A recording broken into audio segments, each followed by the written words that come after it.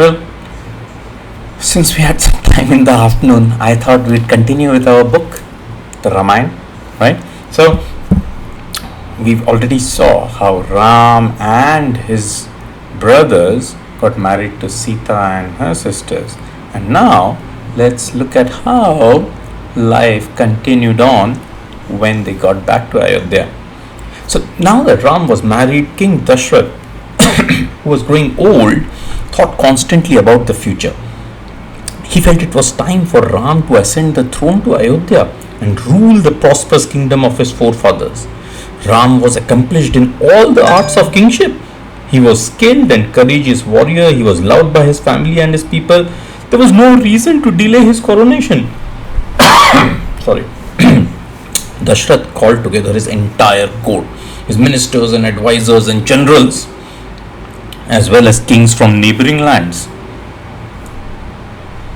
In his packed court, he announced in a voice that was deep as thunder,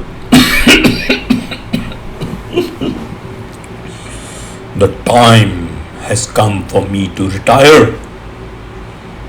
I have served my people well. I have ruled this earth wisely. My kingdom is prosperous and at peace. I have no enemies, and my sons have grown into fine young men. Tomorrow, under the auspicious constellation of Pushya, I shall crown Ram, my beloved eldest son, king of Kosala, ruler of Ayodhya. May you serve him with the same love and loyalty that you served me." The kings and ministers and generals broke into applause. "Ram, Ram, hail King Ram, hail King Dashrath, victory true, Ram," they shouted. The king returned to his private chambers, and all over Ayodhya the people began to prepare for Ram's coronation. The priests set about collecting all the materials they would need for the ceremony: sandalwood, ghee, flowers, and water that had been blessed. Men and women washed their homes and sprinkled the streets with perfumed water to keep the dust down. Merchants spread out their best wares. Young men climbed to the top of buildings and hung them with banners. Young women pulled out their finest clothes and jewels. Actors and dancers tried out their new performance. Musicians tuned their instruments, and even children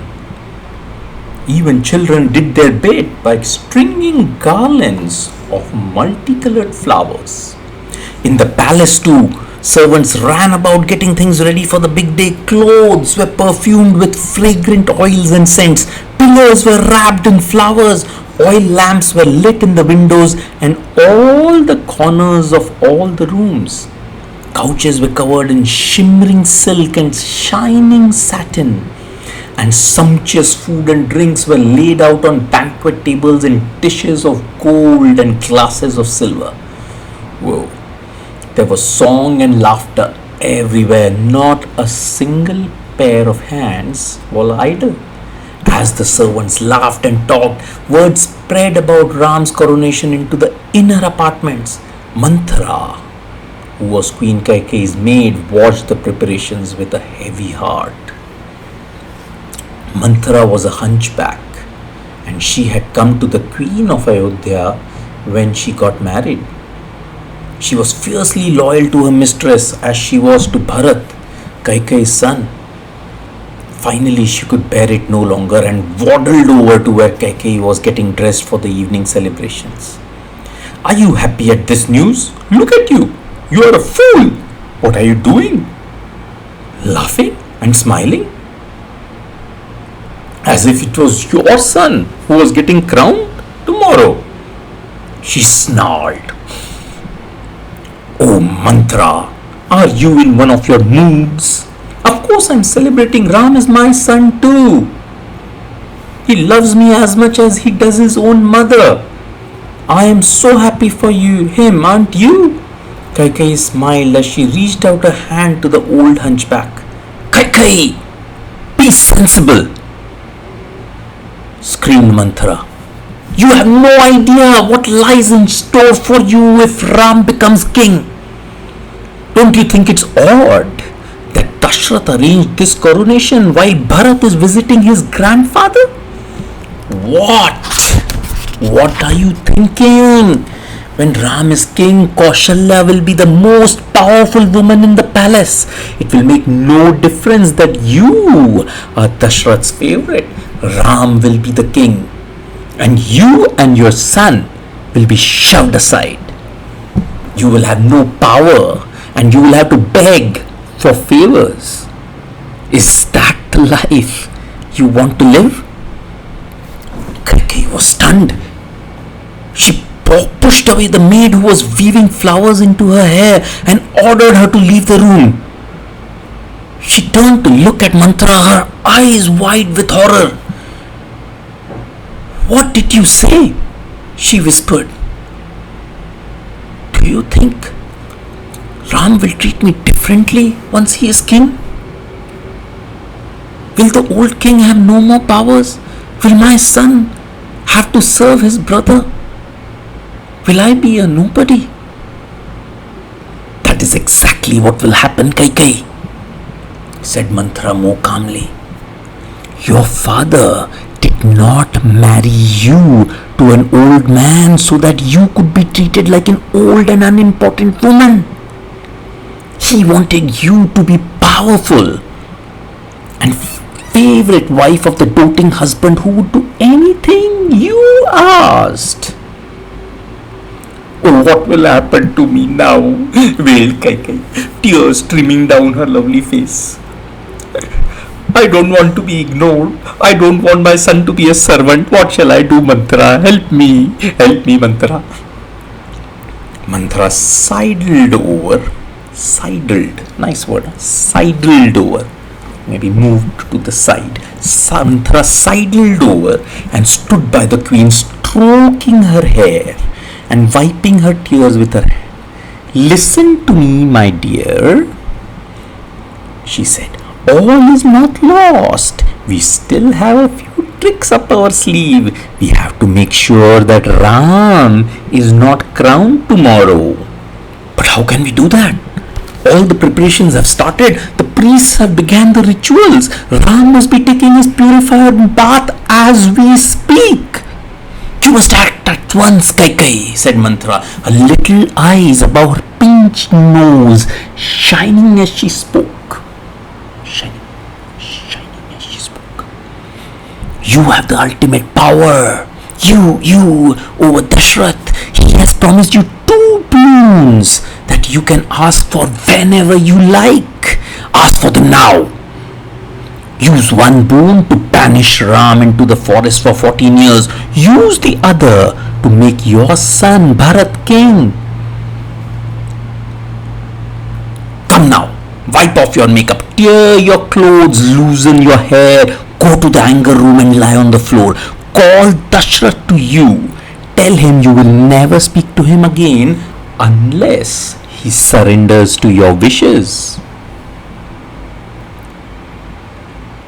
Kaikeyi did as Manthara had said, and she threw herself on the floor of the anger room. There's a room called anger room, right? Her fine clothes and beautiful hair in a mess. She tore off her necklace and its pearls scattered across the dark floors like stars in the midnight sky. Her eyes were red with angry tears, and she commanded her maid, Tell the king I want to see him now. King Dashrath loved Kaikeyi deeply. She was his favorite queen. He could not bear her unhappiness or even her discomfort.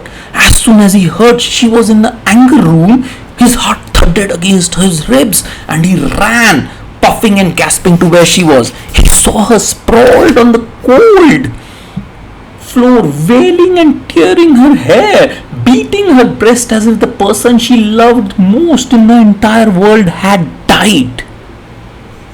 Whoa. Kaikeyi, what's the matter? Why are you in this state? How can I make you happy again? Cried the king as he tried to take her in his arms. She pushed away the old king and shouted, Make my son Bharat the king and send Ram into the forest for 14 years. This will make me happy for all times. Dashrath could not believe his ears. Tears rolled down his face as he begged Kaikeyi to change his mind. The mighty monarch, the great king, knelt at her feet, his head bowed, the proud crown of his forefathers touching the floor. I did not hear you correctly, my beloved. Surely you do not ask me to send my precious Ram into the forest for 14 years? He is to be crowned king tomorrow. The preparations have begun. Bharat is his younger brother. He cannot be king. Tell me, what is it that you really want? I will die without Ram, cried the king. You heard me, Dashrath, said Kaikeyi, moving her feet away from his grasp. Ram to the forest, Bharat to the throne. You gave me 2 boons. When I saved your life in battle, when I was a young girl, I did not want those boons then. I had everything I wanted. But I will redeem those boons now. Will you tell Ram, or shall I? Even as the old king begged and pleaded, Kaikeyi asked for Ram to be brought into her presence. Before long, Ram entered the anger room looking as calm as the moon reflected in still waters. He saw his weeping father lying on the floor and Queen Kaikeyi standing triumphant, her eyes flashing. He bowed to them both. Mother, you summoned me. Tell me, what is your command? Your father wants Bharat to be crowned king of Ayodhya, and he wants you to live in the forest for 14 years, starting tomorrow, said Kaikeyi, her voice trembling slightly at the awful words she was saying. Very well, mother, said Ram calmly. As he turned to look at his aged father, Dashrath lay on the floor, his face wet with tears. Ram wiped Dashrath's tears and helped his father to a seat, murmuring words of comfort and strength. Don't worry, beloved sir. 14 years will pass in a flash, and I will be back to play chess with you and let you win. He smiled gently. Dashrath let out a howl of anguish and fell into a faint. Ram bowed to Kaikeyi and said, I will make preparations to leave the city in the morning, but I ask a favor of you. Look after my father. Make sure he stays well and happy. Do not let him experience any more sorrow. I trust you, Mother Kaikeyi. And now please excuse me, I must share this news with my mother Kaushalya and my dearest Sita. Ram's heart was heavy as he walked through the palace, which was being festooned and adorned and polished and swept and perfumed. He knew his mother would be distraught at the sudden turn of events, but his concern was for his wife, his gentle wife Sita, whose sadness he would not be able to bear. As he approached his mom's apartments, he made sure his step was resolute and his face was open and clear. Kaushalya was delighted to see Ram in an unexpected hour. She kissed his forehead and made him sit beside her. What are you doing now here, my son? You should be meditating and preparing yourself for the rituals of the morning. These coronation ceremonies can be very long and tiring. Here, have this honeyed water and eat a few almonds. They will give you strength of mind. Mothers, I tell you. Mother, I will not be crowned tomorrow morning, said Ram gently. My father wishes for me to go to the forest and live there for 14 years. I have come to seek your blessings and say goodbye. Oh Ram, how you joke, said Kaushalya laughing. You must be nervous about tomorrow. Come, have some almonds. I sliced them myself and they have been soaking in rose water. Mother, it is true, said Ram softly. Kaushalya stared at his son aghast. Aghast. His face was unclouded. His eyes were bright. His brow was clear. Kaushalya turned pale, as if all the blood in her body had drained away. She knew this was no joke, nor was it a lie. She whispered, What happened? Who did this to you? Was it to hurt me? I have just come from Mother Kaikeyi's chamber. She told me that our father wishes his son Bharat to be the king and he wishes me to live in the forest, said Ram. I shall live there as an ascetic, eating roots and fruits, thinking about how to make the world better and myself better too. Mother, I would have never had this chance in the palace, even less so as king. Destiny has intervened. It must be the right thing to do for me to go to the forest. I'm sorry, Ram seems a little emotionless to me, at present at least. So he's being very matter of fact. Kaushalya's voice was hoarse. I waited so long for this moment. The moment my son would be king. I suffered slights and insults for years because your father did not love me enough.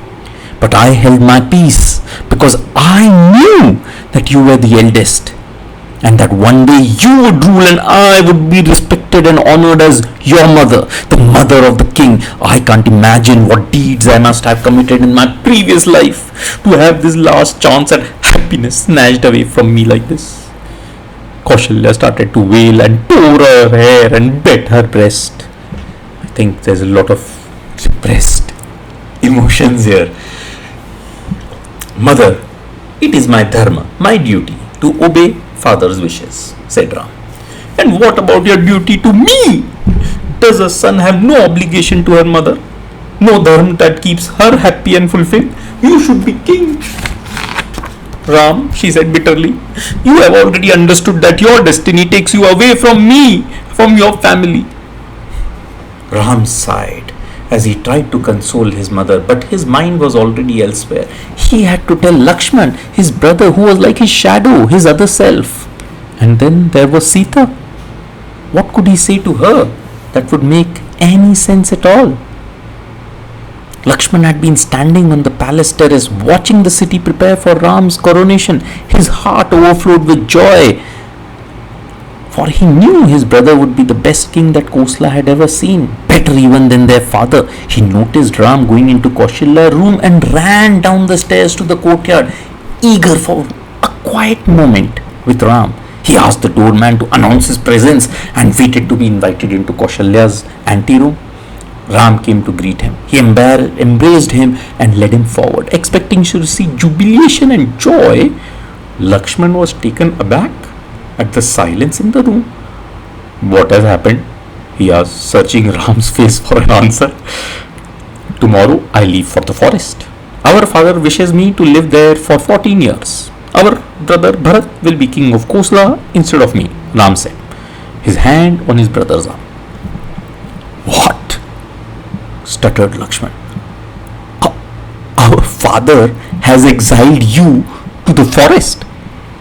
This cannot be. He loves you. He trusts you. We love you. We all want you to be the king. Our people are already celebrating. How can our father go against the wishes of the people? What about all the preparations for tomorrow? Unable to think any further, Lakshman collapsed on the couch, his head in his hands.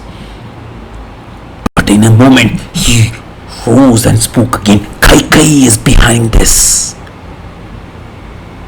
I know I will not let this happen, Ram. This is unjust. It is foolish. We must save the king's honor. He will be the laughing stock when people hear he succumbed to the wishes of his wife and surrendered his duties as a king and as a father. This cannot be. Where is my sword? I'll put an end to this business right now. Lakshman, my brother, I have made up my mind. I will honor my father's wishes because my dharma as a son tells me that this is what I should do. I am going to the forest tomorrow. Lakshman set his jaw, as he always did when he had made up his mind. Very well. I am coming with you. He turned to Kaushalya. Mother, you have nothing to fear. I will protect your son and he will come back to you as he is now in 14 years. More than ever, Ram felt the need to see Sita, to be in her quiet, steady presence away from the charged emotions of his brother and mother. He excused himself and went to his own palace, beautiful as a lustrous jewel set in the midst of Dashrath's royal compound. He entered his chambers to find Sita busy laying out his ceremonial dress for the morning. His silken garments white as a swan's wing, the soft shawl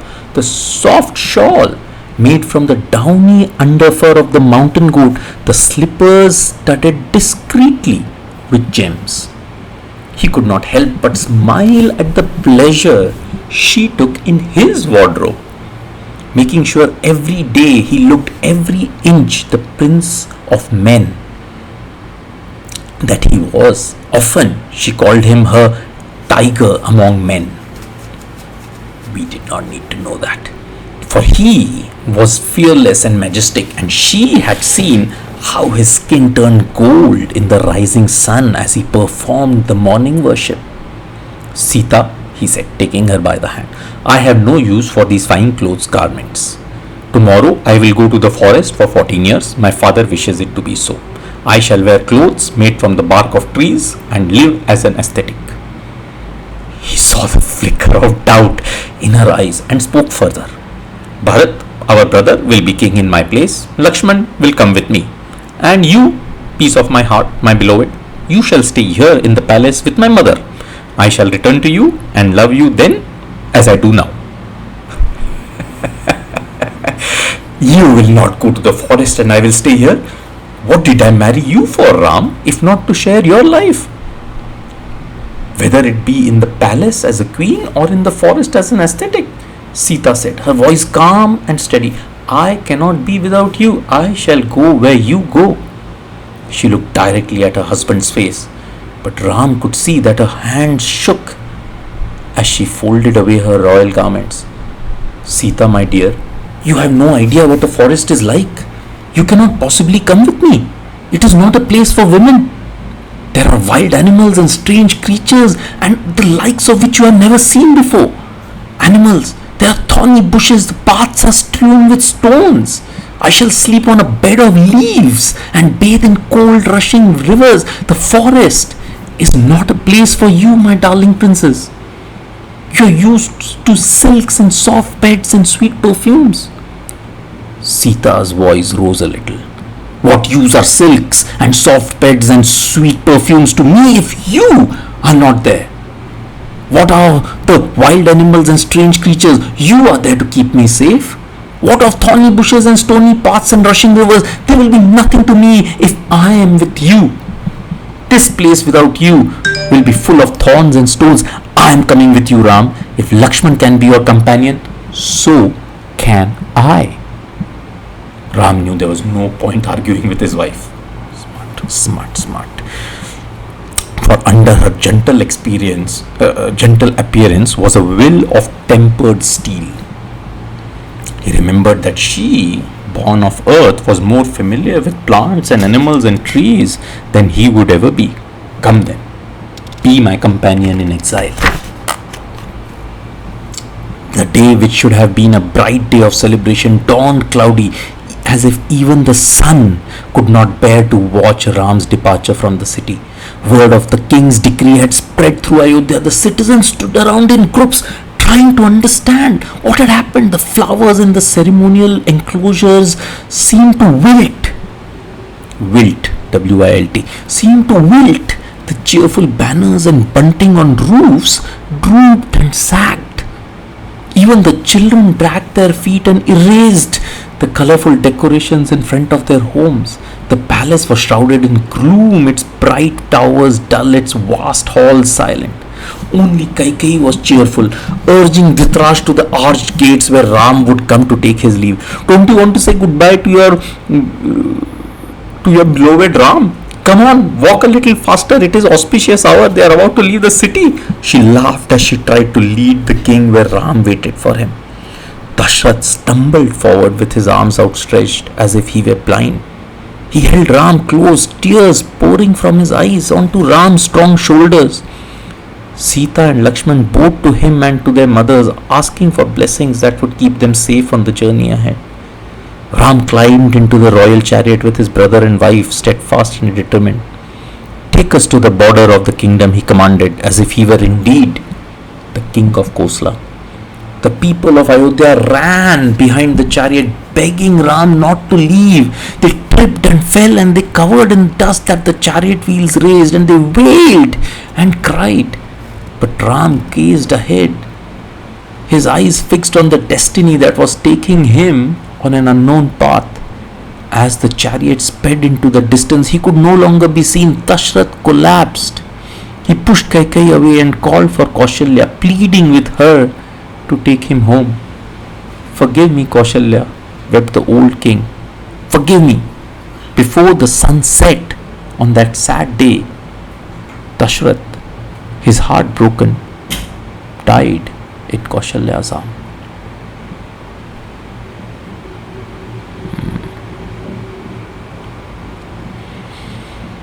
That was heavy. Let's take a break here. We'll come back to this book, hopefully. Yeah.